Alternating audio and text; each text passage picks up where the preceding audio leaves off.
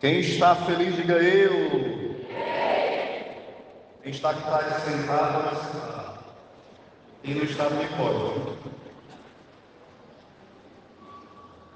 Então o texto que a gente vai começar a meditar é Mateus capítulo 6, versículo 5.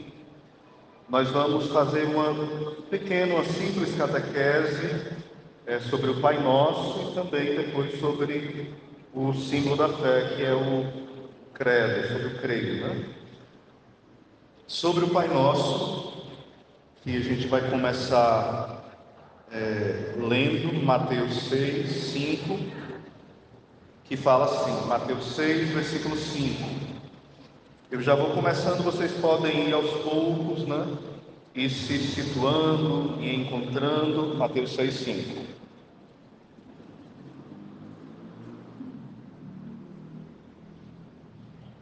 Primeiro livro do Novo Testamento.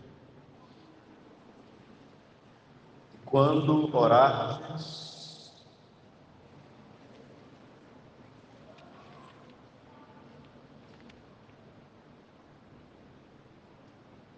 aliás, eu errei.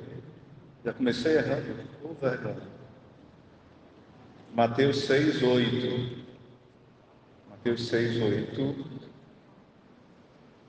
Fala assim. Fala assim, ó, não vos pareceis, pois com eles, porque o vosso Pai sabe o que vos é necessário, antes que lhes pedis. Vós, pois, orai assim. Pai nosso, que estais nos céus, santificado seja o teu nome, venha o teu reino, seja feita a tua vontade, assim na terra como no céu. O pão nosso de cada dia nos dá hoje, e perdoai-nos as nossas dívidas, como também nós perdoamos aos nossos devedores.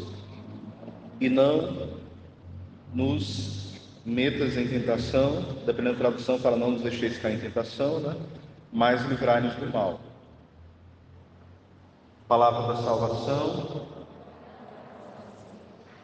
Diante da oração do Pai Nosso, que é a oração modelo, a oração aonde a gente não pode olhar de forma supersticiosa para ela. Qual é a oração mais forte? A oração para você levar na carteira. Qual é? Qual é? A oração para você levar na sua moto, para ninguém te roubar, para você levar no carro e a bala não pegar em você. Nenhuma, porque a oração não é superstição. A oração é um trato de amizade com Deus. A oração do Pai Nosso é a oração mais comentada pelos santos, é a oração mais comentada pelos papas e a oração mais rezada pelos cristãos, porque é a oração que saiu dos lábios de nosso Senhor Jesus Cristo, que é Deus. Foi Ele que nos ensinou a pedido dos seus apóstolos. Os apóstolos pediram: Senhor, ensina-nos a rezar. Será que os apóstolos rezavam ou não rezavam? Rezavam, mas não rezavam como Jesus rezava. Então, eles viam a profunda intimidade que Jesus tinha com o Pai. Então, eles também querem ter intimidade. Eles querem ter uma oração profunda, uma oração que transforma. Eles viam que quando Jesus ia pela madrugada, pela noite rezar, a forma que Jesus voltava era bem diferente. E a pergunta é: quando você vai para a oração, você e eu voltamos diferente? Era para voltar, né? Quando você vai para a missa, será que você volta diferente? Claro, Oséias, eu volto bem pior do que eu cheguei. Às vezes acontece isso conosco. Nós vamos para a oração e nós voltamos pior do que o que nós entramos. Acontece isso com vocês, sim ou não? É porque às vezes nós não oramos, nós não rezamos de forma íntima, como quem fala com o Pai. São Paulo, nas suas cartas, ele vai dizer assim: Deus não nos deu um um espírito de escravos, mas nos deu um espírito de filhos, que clama em nós, Abba, Pai, ou seja, Paizinho. Ou seja, nós oramos a Deus porque nós recebemos o Espírito Santo que nos faz clamar o quê? Diga comigo, Abba, que quer dizer o quê? Paizinho. Ou seja, não é um pai longe. Nós não tratamos o pai como se fosse um pai distante. É um pai que eu trato com carinho, com ternura, porque eu sei que ele me amou primeiro, que ele se importa comigo. Ele não está longe. Ele é um pai que se importa com os mínimos detalhes da minha vida. Ele é o meu paizinho. Ele me deu o seu Espírito. Só que esse Pai, ele não é só meu, ele é o quê? Pai nosso. Diga assim, seu irmão, ele não é só meu, ele é teu Pai. Você é meu irmão.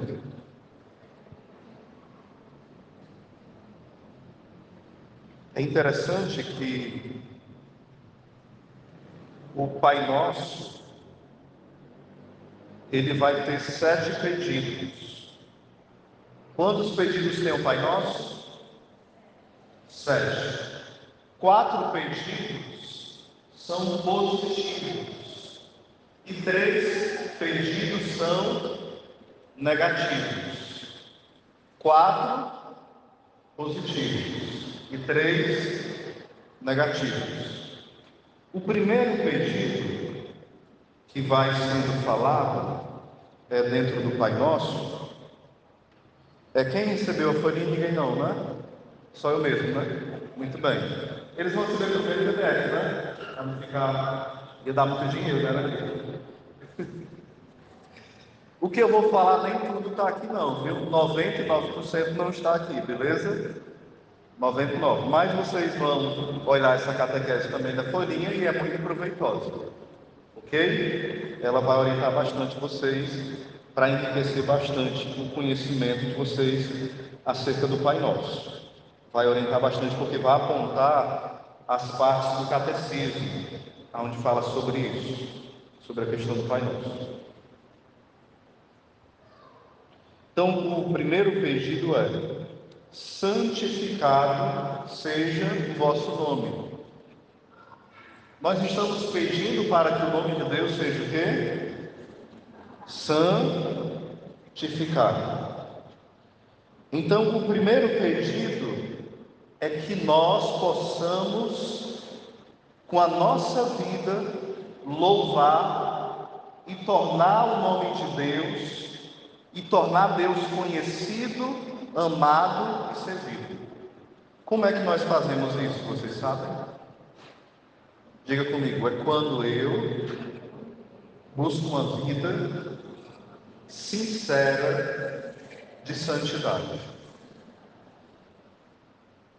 Ou seja, quando eu busco de fato agradar a Deus, as pessoas glorificam o nome dele, as pessoas bendizem o nome de Deus, elas louvam, elas reconhecem o quanto Deus é grande, o quanto Ele é santo, o quanto Ele é bom. Mas a bondade de Deus, ela é vista nas suas criaturas, nos seus filhos. Então, o responsável para que o nome de Deus seja propagado como santo, como grande, como belo, quem é? Diga assim, eu. Diga também para o seu irmão, você. Eu vou ler até aqui os trechos, né? Santificar o nome de Deus é, antes de mais nada, um louvor que reconhece a Deus como santo. Com efeito, Deus revelou o seu santo nome a Moisés e quis que o seu povo lhe fosse consagrado como a nação em que ele habita. Ou seja, todo batizado, ele é chamado à santidade. Quando nós conseguimos corresponder esse chamado à santidade, nós estamos santificando o nome de Deus. Por exemplo, Santo Antônio, São Francisco, a Santíssima Mãe de Deus por excelência, quando nós olhamos os exemplos dos santos, eles são as pessoas que mais fizeram esse pedido do Pai Nosso se cumprir. Eles santificaram o nome de Deus. Fizeram que Deus fosse o quê? Glorificado. Deus precisa disso, sim ou não? Diga comigo, não. Sou eu que preciso. Somos nós que precisamos. Deus não precisa. Mas Deus, que é tão bom, se faz precisar. O segundo pedido, qual é? Venha a nós ao vosso reino. É o segundo pedido positivo. E que reino é esse? É Cristo. Vou ler aqui, ó. A igreja invoca a vinda final do reino de Deus mediante o retorno de Cristo na sua glória. Mas a igreja reza também para que o reino de Deus cresça desde já, graças à santificação dos homens no Espírito e graças ao empenho deles ao serviço da justiça e da paz, segundo as bem-aventuranças. Quando Jesus fala assim, o reino de Deus já está no meio de vós, ele está dizendo o quê? Que quando nós buscamos cumprir o que Deus quer, e quando nós obedecemos a palavra, o reino de Deus está acontecendo. Santa Teresa de Ávila falava, aonde o rei está, está com ele toda a corte. Diga comigo, aonde o rei está com ele toda a corte. A corte é todas as pessoas que estão no reino, os servos, sejam os anjos, a rainha. Então não tem como eu dizer que eu amo Jesus se eu tenho ódio, aversão à rainha, aos servos, aos santos que são aqueles que estão no céu. Então o reino de Deus presente na nossa vida é quando de fato também vou correspondendo. Novamente eu repito, esse chamado de obedecer a palavra. Apocalipse 22, 20, vocês podem depois dar uma olhadinha em casa. Apocalipse 22, 20. É esse desejo que o Senhor venha reinar em nós, na sua glória final, mas nós já pedimos que Ele reine hoje, pela sua graça. O terceiro pedido é: seja feita a vossa vontade, assim na terra como...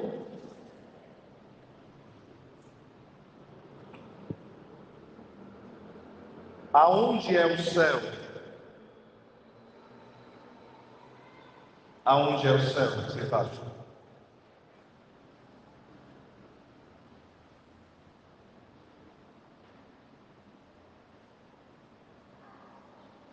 A gente fala assim, Pai nosso que estás no céu, né?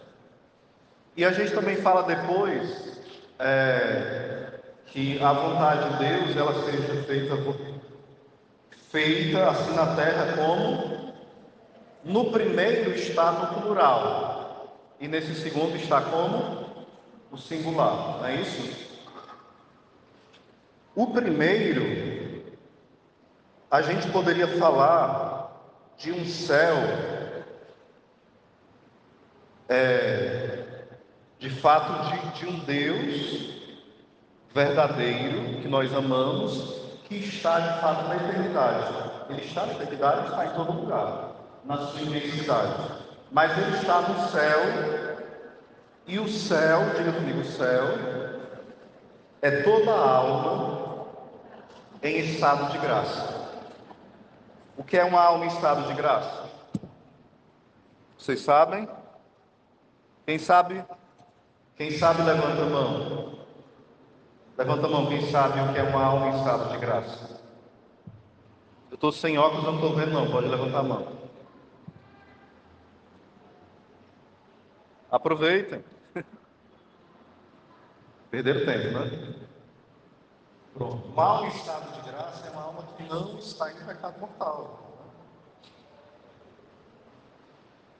Então, toda vez que você está na graça de Deus, você foi batizado, não cometeu nenhum pecado mortal, você está ali, Pai, Filho e Espírito, está na sua alma.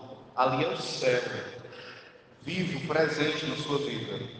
Então, diga assim: o meu coração, a minha alma é o céu.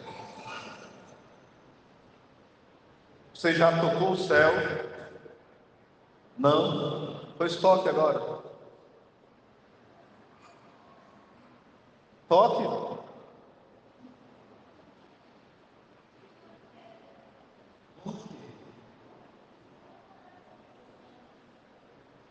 Toque pela fé, não fisicamente só. Esse ato físico é um ato também de fé. Vocês estão entendendo? Sim ou não? Não é que Deus sabe que dentro do coração físico esse ato do coração, aí ele acha que Deus vai cuidar, não. Mas eu estou dizendo não, viu? Rasga ele, vocês arretigam assim, uma bala, aí matou o Pai e o Espírito Santo. Não falei isso não, viu? Eu não falei isso, vocês heresia. Estou dizendo que Deus está no mais profundo da sua alma. Quando você está na graça de Deus. Se você está na graça de Deus, e Deus não chegasse um maluco aqui com uma bomba e explodisse a igreja, e você estivesse na graça de Deus, você seria a pessoa mais feliz desse mundo. Sim ou não? Você ia para o purgatório, ou então ia direto para o céu. Que maravilha! Sim ou não? Isso é uma boa notícia? Sim ou não? Quem queria ir para o céu agora, diga eu. Está desanimado, você queria não. Na verdade, não é que a gente não queria ir para o céu. A gente tem dúvida se vai para o céu se morrer agora. Essa é a verdade, sim ou não? Essa é a verdade. Então vamos continuar, vamos mudar de assunto, tá? Quarto pedido positivo.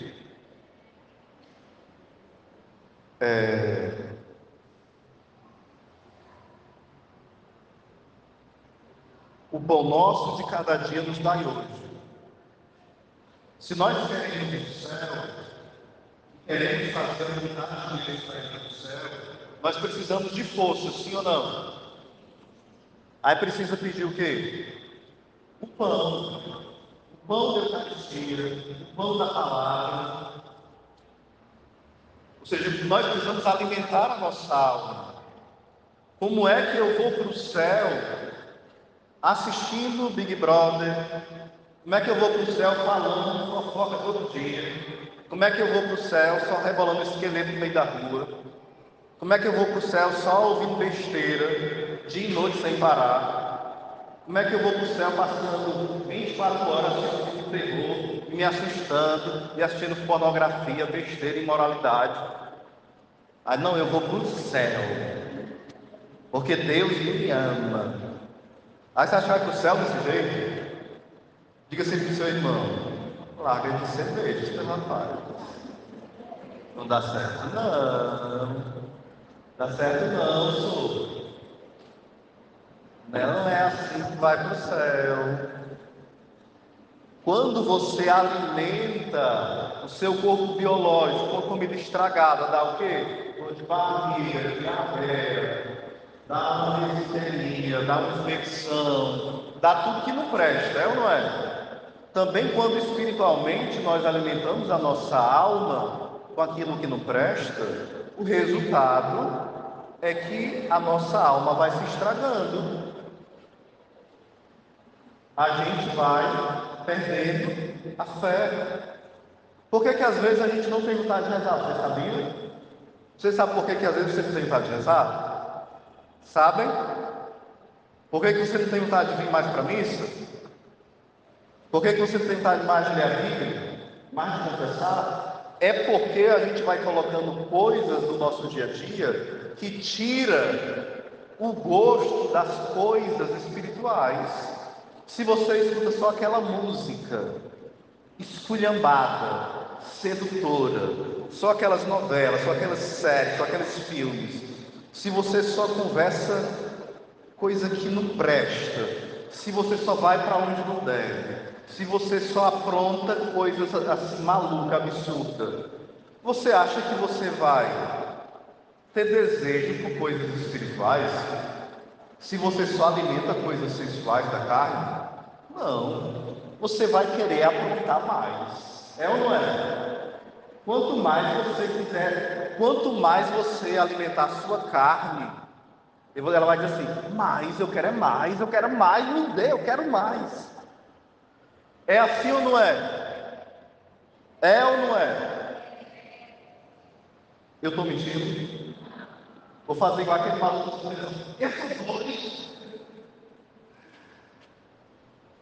É assim, gente. A nossa vida é um treino. Se você treina para um exercício, por exemplo, a quaresma, uma pessoa que treina para fazer jejum, ela consegue. No início é difícil, mas alguém que ela se entrega à gula direto, ela vai só destruindo a saúde dela, destruindo. Ela acha que a comida é um Deus, como fala São Paulo, né? São Paulo fala que há homens que têm como Deus o próprio ventre. Não é pesado isso aí, né? Você tem como Deus a própria comida. Eita! Você chega assim, numa mesa e você não se controla diante dela. Eita miséria! Claro que a comida se fala com você e grita, você calma aí, me respeite, quem manda sou eu, né? Você tem que dizer assim para a comida, entenderam? Nós temos que dizer assim para os nossos vícios. Mas voltando, o pão nosso de cada dia serve também para o pão diário? Sim ou não? Serve. Porque você não vai vir comungar do pão da palavra e do pão da Eucaristia se você estiver morrendo de fome. Como é que é uma coisa sem comer, se cantar, vem para a missa, tem condição? Não. Então a gente tem que ter um equilíbrio. Uma pessoa também desequilibrada, não, eu vou fazer o jejum o dia inteiro, aí se mostra igual os fariseus, né? Aí fica com dor de cabeça, fica mal-humorado. Por que está assim? Porque eu estou jejuando, tá vendo? Eu estou jejuando, o jejum de Daniel, 21 dias. Eu estou santo, me respeite, seu cara. Ou seja, a pessoa, ela começa a jejuar e se acha muito santo, e sai dizendo para todo mundo que ele faz. Isso não é santidade, isso é doidice e farisaísmo. Quer fazer jejum, faça bem caladinho. Diga para o seu irmão, deixa de ser amostrado, deixa. Diga para o seu irmão, diga, para de ser amostrado. Gente, a gente é amostrado, né? E eu estou fazendo o jeito que está fazendo, tá? Quando tem gente que não está vendo. Aí você fala assim, meu jejum é não falar para a gente peixe, meu jejum.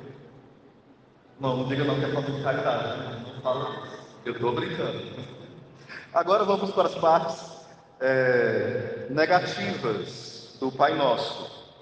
Negativas não é porque as partes não prestam, não. É as partes que falam não. Tipo, ó, perdoai as nossas ofensas, ou seja, você vai dizer não às ofensas, não ao pecado, não às dívidas. Negativa porque tem um não aqui que entra, entenderam? Por isso que vai entrar nessa parte da negativa. São as três petições do Pai Nosso negativas. Entendido? Sim. Façam assim, ó, bem alto. Beleza? Entendido? Mais alto. Pronto. Vocês se garantem. Aí vai dizer que a gente deve perdoar. Na tradução aqui fala de perdoar as dívidas. Na de vocês também, né? Fala perdoar os devedores ou as ofensas na Bíblia de vocês. É dívida ou ofensa?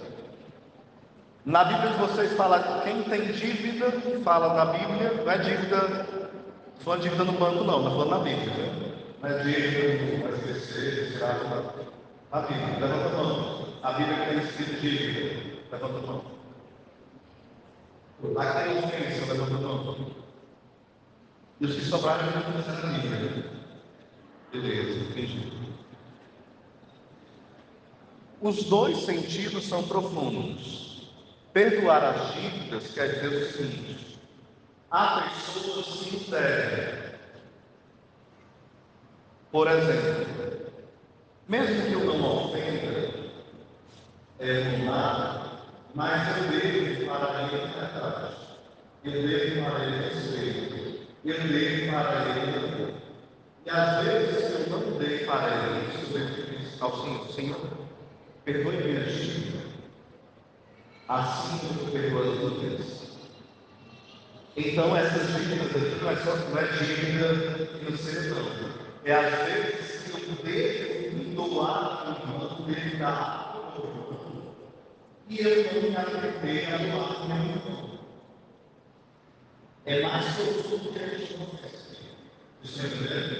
Tipo, eu não dei dinheiro para a universidade, eu não dei o sorriso, eu não dei a minha atenção, eu não dei uma palavra de consolo, eu não dei uma oração pedindo a cura para ela, eu não dei um tempo de oração, eu não dei uma atitude de caridade. Então, eu estou em dívida com atitudes profundas que anônimas para com ela. Sou evidente na dívida, não é algo muito mais profundo aqui, na tradução de São Mateus.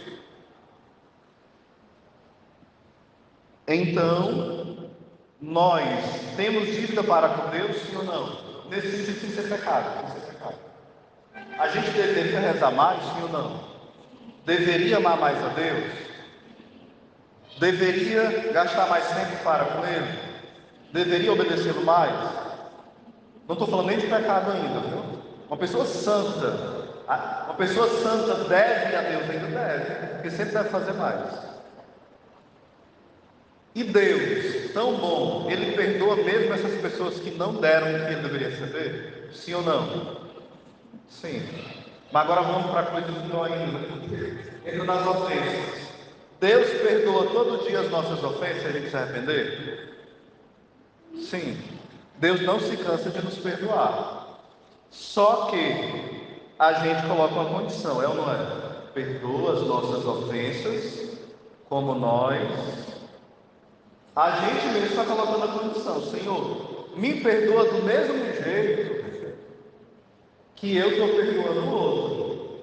Ou seja, se eu não perdoar o outro, não precisa me perdoar não, viu, Senhor?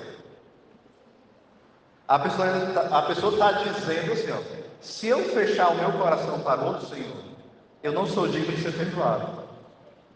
Não é porque Deus paga mal com mal, é pelo seguinte: eu, quando não perdoo o outro, eu não consigo, eu estou tão cheio de tranqueira, de coisa podre, que Deus quer me dar coisa boa, mas para que eu consiga receber coisa boa, eu preciso fazer o quê? Diga comigo, me esvaziar.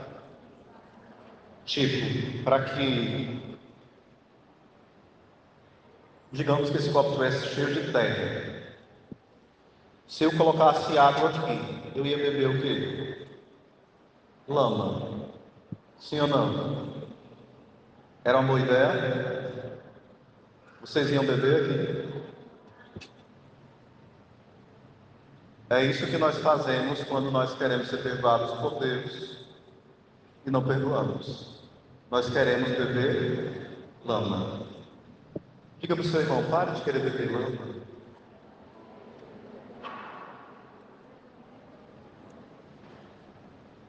Diga assim para o seu irmão, tu gosta de beber lama, né?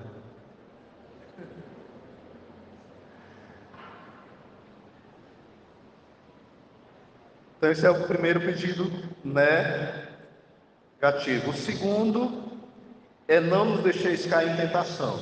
Pede para nos livrar da tentação? Não, pede para nos livrar de cair nela, porque a tentação é uma oportunidade de nós provarmos que amamos a Deus. A tentação, ela vem, diga comigo, do mundo, da carne e do diabo, e de todos os demônios. Não é só um demônio que tem, não, tem milhões, se dá quantos tem, é muito. Eita, que é tentação. Às vezes acha que é só o diabo que nos tenta, mas a nossa carne nos tenta. o homem velho, a mulher velha. E o mundo é muito tentador, é ou não é? Às vezes o diabo nem dá se tentando, ele só está assim, ó. Ele só dá uma forcinha assim, a gente já vai. Às vezes ele nem soprou, a gente já está indo. Ei, foi o diabo. Peraí, eu nem cheguei aí, já está indo. Calma aí, rapaz. Eu nem cheguei, já está indo. Né? Tem uma historinha, né? Chegou um santo bicho tinha visão, que ele via os demônios, aí o demônio estava chorando na praça. Aí o santo perguntou, é só uma história mesmo. Mas por que está chorando, demônio?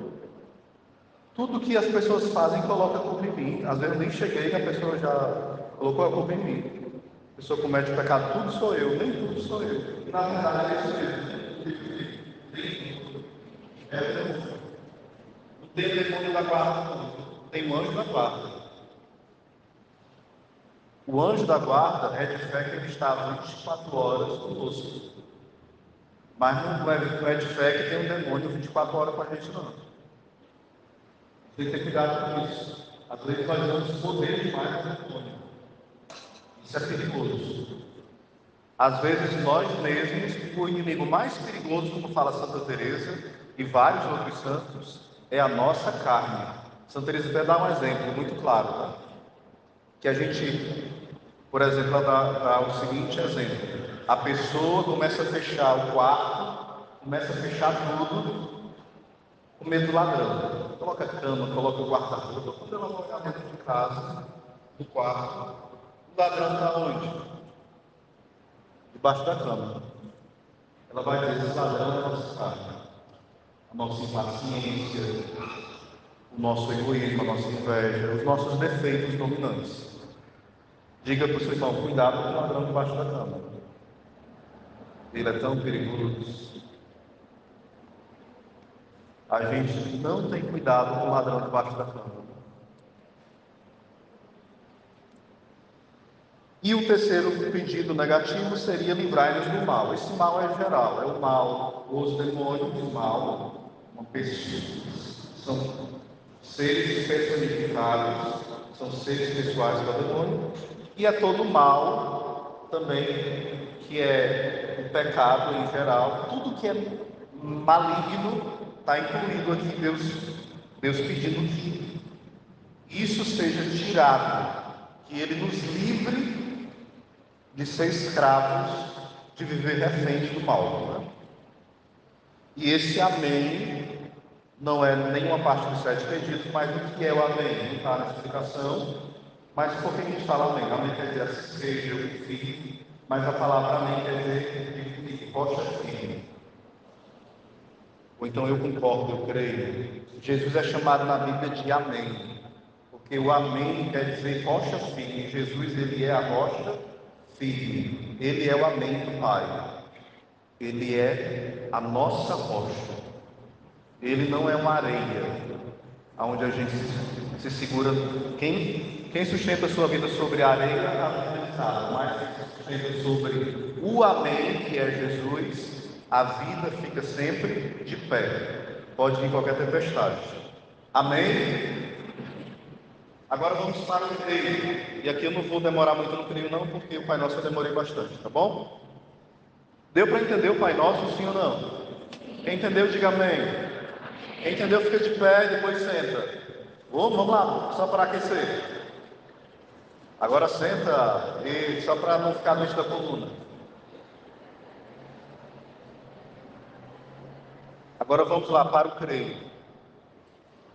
O creio é chamado de símbolo da fé. Quando você rezar o creio, eu não vou explicar detalhe por detalhe não, vou fazer uma síntese aqui para a gente lembrar uma coisa. Quando você rezar o credo, lembre o seguinte: para que eu rezasse o credo, muitos santos derramaram seu sangue. Oséias? Sim. Porque muitos mártires foram derramados. Você nega que Jesus é Deus? Você nega que o Espírito Santo é Deus? Você nega que a Santíssima Trindade existe. Você nega que a Igreja Católica é verdadeira. Se você negar, você vai ficar vivo. Você pode acender um incensozinho para esse ídolo, para essa imagem falsa, para César, para esse imperador. Ou você quer morrer queimado, ser decapitado, ser crucificado, ser lançado aos animais. E a pessoa fazia o quê? Eu prefiro permanecer na minha fé. E o sangue da pessoa era derramado, ou devorado pelos animais, ou a cabeça cortada, ou a pessoa era transportada aos cultos, né? A pessoa, às vezes, usava uma estratégia cruel. Qual era? Digamos que a Jeane tinha vários filhos, ele tinha matando os filhos da Jeane da primeira. Aí, quantos filhos é? E ela ia dizendo, filho não é. Não é filho. Na fé que eu ensinei, aí matava todo filho. Aí depois, e a família todinha, grande maioria, ou então todos, iam sendo fiéis. Infelizmente, alguns negavam a fé e perdiam a salvação, ou então depois se arrependiam e voltavam à fé novamente. Quem perdia a fé se chamava os apóstolos, Então o credo, ele foi selado no sangue dos mártires.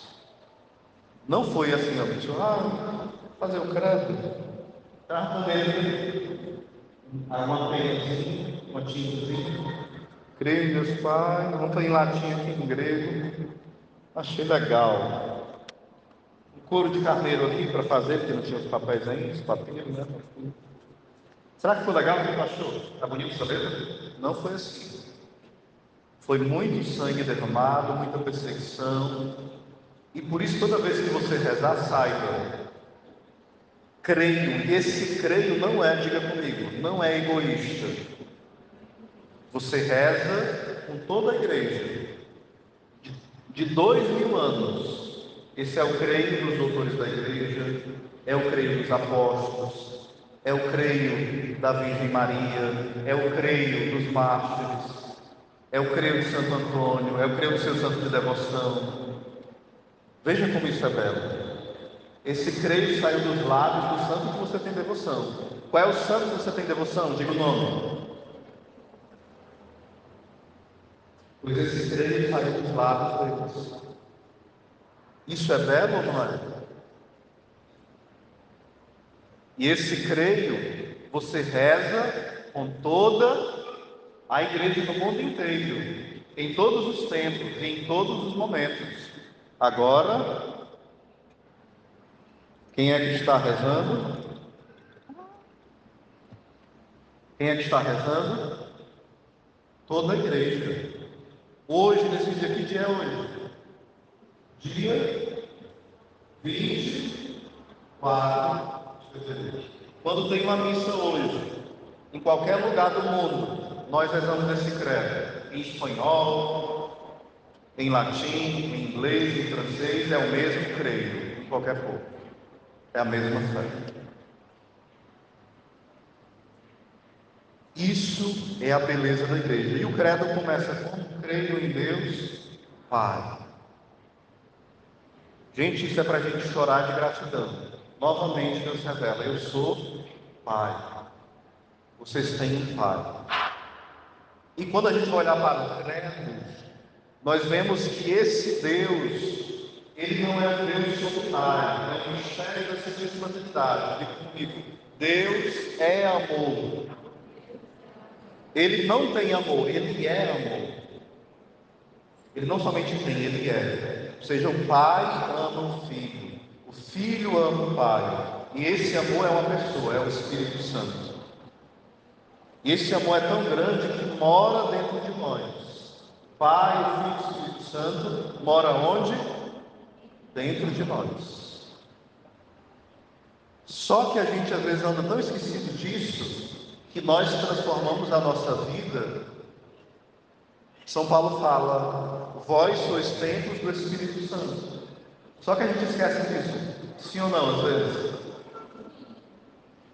Às vezes quando a gente passa pelas ruas, às vezes eu vou pela rua do Guaraná, eu vejo as criancinhas, né? Aqueles paredões, e as criancinhas que os pais vestiam de uma forma tão ofensiva para aquela criança que parece uma princesa, e eles vestiam de uma forma tão feia, e mandam dançar de uma forma mais feia ainda, e os pais ficam aplaudindo, com músicas que ofendem o ouvido de qualquer pessoa. Imagine o coração de Deus. Será que eles lembram que aquela criança tem o Espírito Santo? Enquanto aquela música chama a criança de baixinho, de prostituta, de adúltera, de infiel. Gente, isso era para rasgar o nosso coração, sim ou não?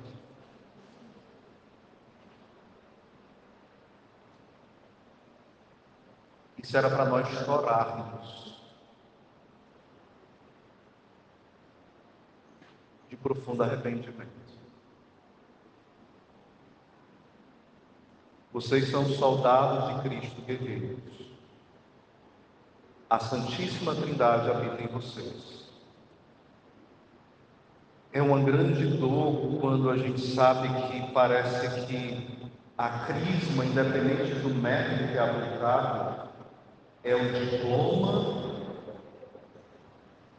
para que as pessoas digam: agora eu estou livre da igreja. Adeus até o dia do meu casamento. É sinal que a pessoa não entendeu nada. Ela não entendeu que ela não está presa. Se você entende que você é amado por Deus, você vai dizer assim: meu Deus, eu te amo tão pouco, eu quero te amar de volta. Eu quero dar a minha vida inteira por ti. E é tão pouco fazer uma leitura na igreja, é tão pouco cantar, é tão pouco obedecer os mandamentos, é tão pouco perdoar, é tão pouco viver a minha fé. Tudo isso é pouco, porque tu morreste por mim na cruz.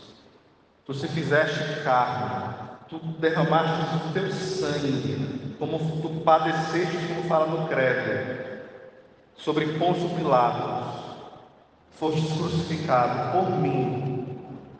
Diga assim: por mim. Tu morrestes por mim. Eu peço que o Espírito Santo te convença disso. Se ele te convencer, você não vai querer fugir da igreja. A igreja não é uma prisão. A igreja é uma mãe. A igreja não é uma prisão. A igreja é uma mãe. Eu sirvo há 25 anos na igreja. E é a vida mais feliz que existe. É a vida mais feliz que existe. E é a vida onde você é mais perseguido e criticado. E continua sendo a vida mais feliz que existe. Então lutem para ser santos. A nossa vida aqui, meus irmãos, é curta. Mas vocês vão ter um grande prêmio. E eu vou já para o final do credo. Creio na ressurreição da carne. Vocês creem nisso, sim ou não? Creio na vida eterna. Vocês creem na vida eterna? Então não troque a vida eterna por um prazerzinho de nada, não. Troquem não. É tão pouco. Por uma miséria, por um nada. Por uma mágoazinha contra alguém na igreja, contra um padre, contra alguém no ministério de Deus, contra o ministro da palavra, contra alguém que você não simpatiza. Isso é tão pouco, isso é nada. Não troque a sua salvação por uma antipatia, por uma mágoa besta. Diga assim: Jesus, eu não quero trocar a vida eterna pelo meu ressentimento, pelo pecado. pelas minhas antipatias. Eu me decido por ti. Eu me decido pela tua igreja. Nela eu quero viver. Nela eu quero morrer. E nela eu quero ressuscitar para a eternidade. Olha só para terminar. A graça de nós estarmos na igreja fundada por Jesus, que é Deus. Meus irmãos, isso aqui era para a gente assim chorar de alegria. Qualquer pessoa pode fundar uma igreja com ensino. Qualquer pessoa. Por exemplo, se eu quisesse fundar uma igreja, se eu fundaria uma igreja e arranjar uma função, isso daria bem difícil. Se eu não fosse satisfeito, que era bem feito para mim. Mas estar na igreja de Cristo e abraçar a cruz é a maior alegria, porque a igreja é fundada pelo próprio Deus. Ele falou que Pedro, tu és pedra, e sobre esta pedra edificarei o quê? A minha igreja. Isso não é para causar em nós orgulho, não, é para causar em nós o quê? Diga comigo, alegria. Você já louvou por ser católico? A Deus. Vou ver, Oséias, em 1530. Em 1500, quando Pedro abre o canal de Brasil, eu vou ver que você católico. Hoje, quando for dormir, ou sair daqui, diga, Senhor, obrigado, porque eu fui batizado, eu sou católico, obrigado, Senhor. Não é para se achar melhor que ninguém, não. Às vezes tem gente que é sim, é maçom, que dá isso. Mais vai, legal, né? Mas não é isso que eu estou dizendo. É a graça de estar na igreja fundada por Jesus. Gente, isso é maravilhoso. Isso aqui não tem palavras. Para nós, isso aqui era para a gente assim, gritar, pular, louvar, e ter lágrimas de gratidão. Então você crismando, não crismado, crismando, estou em processo, né? Você é um grande eleito do Senhor. Até os sinos confirmam. Lembrei até uma história só para tirar o dia, para terminar. Não tem nada a ver com isso não, viu? A mulher que queria casar, né? Aí falou assim: ô padre, eu queria casar. Eu queria casar com uma pessoa que é muito trabalhosa. Mas a família disse que eu não caso. Aí, case não, minha filha. Aí, mas o sino está dizendo tem que casar, tem que casar, tem que casar. Não case não. Todo mundo diz que não. Mas o sino está dizendo que tem que casar, tem que casar, tem que casar. Aí ela casou e se ferrou. Aí veio conversar com o padre, né?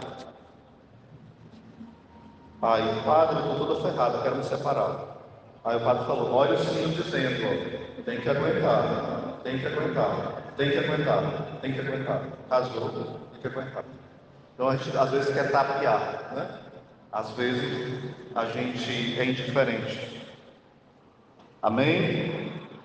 Louvado seja nosso Senhor Jesus Cristo.